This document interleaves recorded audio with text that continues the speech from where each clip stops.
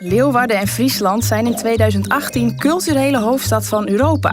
Dat is op zich al heel bijzonder, maar dus eigenzinnigens, dat is waar de meesten nieuws van kennen. Dat maakt ons de speeltuin voor een creatief onderzoek naar een veranderende wereld. Je kunt op de bank blijven zitten, terwijl de wereld om je heen enorm verandert. Maar je kunt ook opstaan en de touwtjes in eigen handen nemen. Door in Friesland landelijke, Europese en internationale kunstenaars uit te nodigen, maken we samen een nieuwe wereld. Als één opend gemeenschap. Idealistischer, diverser en daadkrachtiger. Dat is onze Revolutie Frieslandstijl! Ons programma loopt van grote blockbusters, zoals de Escher en de Mata Hari tentoonstelling, tot ontelbare lokale projecten met poëzie, community art, film en cultuur op onverwachte plekken. We hebben het verdeeld over 3 grote verhaallijnen. Allereerst is er Dare to Dream, waarin we laten zien dat je veel meer kan dan je voor mogelijk houdt als je groots durft te dromen. Het Franse straatspektakel van Royal Deluxe denkt altijd groot. Hun reuzen paraderen straks door Leeuwarden.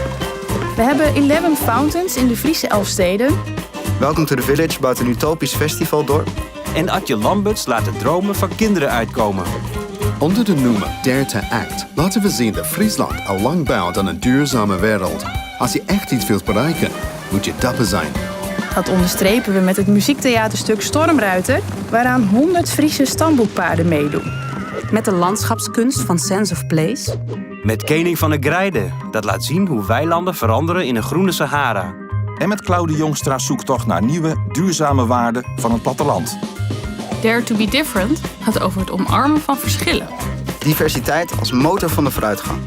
Bezoek daarom het internationale theater van Strangers on Stage. Of ga naar Sexbierum, waar Orkater een theaterdecor in een groentekast kweekt, waarin Polen en Nederlanders elkaar ontmoeten. In Onder de Tour vertellen 32 dorpen hun sterkste verhalen. En in Sailing on the Grass bekijken buitenlandse filmmakers Friesland met andere ogen. En dan zijn er nog letterlijk honderden projecten opgezet door duizenden Friezen in hun eigen straat, dorp of stad. Je vindt het allemaal op onze site 2018.nl. We zien je in Friesland. Oort gauw.